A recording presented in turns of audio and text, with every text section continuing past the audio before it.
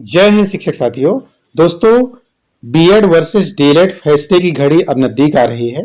Supreme court से न्याय की गुहार लगाने वाले अभ्यर्थियों में और न्याय चाहने वाले अभ्यर्थियों में और शिक्षक भर्ती का इंतजार कर रहे अभ्यर्थियों के लिए ये बहुत ही अहम होने वाला है 16 नवंबर का दिन। दोस्तों, एक और न्याय की सुप्रीम बॉडी जो कि न्याय व्यवस्था को सही ढंग से लागू कराने के लिए प्रतिबद्ध है, दूसरी ओर शिक्षा की सुप्रीम बॉडी एनसीटी जो कि कभी भी किसी भी समय नियम बना सकती है और अमेंडमेंट ला सकती है। शिक्षक भर्ती और शिक्षा को सुचारू रूप से चलाने की सारी जिम्मेदारी एनसीटी के ऊपर है और एनसीटी ने समय समय पर अपनी नियमावली में अमेंडमेंट किए हैं, संशोधन किए हैं।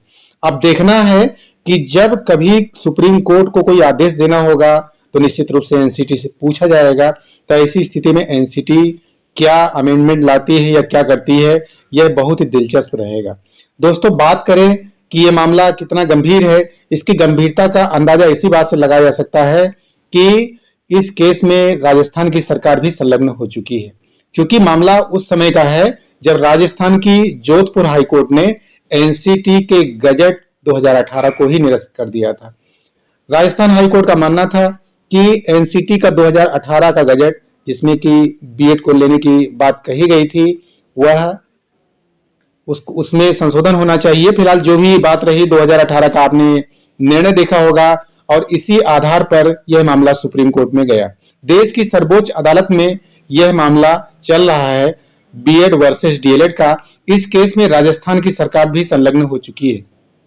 यह सरकार उसी गजट किए हुए 2018 के गजट के आधार पर जोधपुर हाईकोर्ट ने उसे निरस्त किया था। इसे सुप्रीम कोर्ट में भी निरस्त कराने के प्रयास में सूत्र लगे हैं। दोस्तों, इलाहाबाद हाईकोर्ट में भी यह मामला चला है और 11 अक्टूबर को सुनवाई थी। उस दिन कुछ खास नहीं हो सका और फाइनली 12 अक्टूबर की डेट दी गई और यह मामला अभी तक लंबित है। बीएड वर्सेस डीएलएड मुद्दे पर सुप्रीम कोर्ट का अंतिम फैसला क्या एनसीटी के पक्ष में होगा, क्या एनसीटी के आधार पर होगा या अभ्यर्थियों का हित देखते हुए फैसला होगा, यह अभी प्रश्न है जो समय के गर्भ में है। क्योंकि नियम, जैसा कि हम लोग जानते हैं कि नियम बनाने का पूरा अधिकार एनसीटी को है और अगर शिक्षक भर्ती संबंधी कोई बात आती है तो ऐसी स्थिति में एनसीटी से निश्चित रूप से पूछा जाएगा और ऐसा इसके पहले 2020 की सुनवाई में सुप्रीम कोर्ट में, जिसमें जस्टिस यू ललित थे, उसमें भी हो चुका है और उसी आधार पर 69,000 की भर्ती हुई थी। तो प्रश्न ये उठता है कि क्या बीएड और डीएलएड दोनों के आधार पर समेकित फैसला आएगा जिसमें दोनों पक्षों को ध्यान रखा जाएगा या एनसीटी के नियमावली को ध्यान में रखा जाएगा। ऐसे जानकार बताते हैं कि अभी इसमें कुछ भी कहना जल्दबाजी होगी। निश्चित रूप से 16 नवंबर को आने वाले फैसले में यह सारी बातें स्पष्ट हो जाएंगी और आगे चल के बीएड का भविष्य भी स्पष्ट हो जाएगा कि उसमें शिक्षक भर्ती में 1 से 5 में या पीआरटी में बीएड वालों को लिया जाना है या नहीं लिया जाना है। इस पर देश के सर्वोच्च अदालत की मोहर भी लगेगी।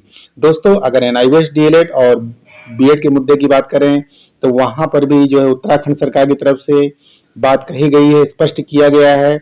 उत्तराखंड हाईकोर्ट ने एनआईओएस डीएलएड के पक्ष में निर्णय दिया है।